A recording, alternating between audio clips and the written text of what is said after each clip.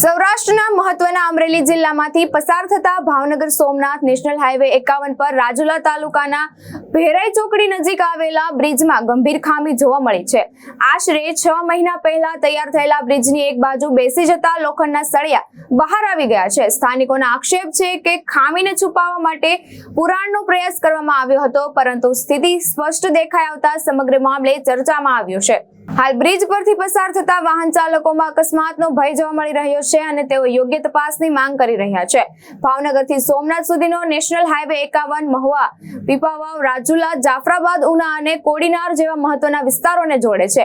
આ હાઈવે પર હજારો વાહનો દરરોજ અવરજવર કરે છે અને ટોલ ટેક્સ પણ વસૂલવામાં આવે છે। વાહન ચાલકોનું કહેવું છે કે ટોલ ટેક્સ ચૂકવવા છતાં જો આવા જોખમી રસ્તા અને બ્રિજ મળે તો જવાબદારી એજન્સીઓ સામે કડક કાર્યવાહી થવી જોઈએ। ઉલ્લેખનીય છે કે થોડા દિવસો પહેલા રાજુલાઉના હાઈવેના 4 નાળા બ્રિજમાં તિરાડો પડવાનો મામલો સામે આવ્યો હતો।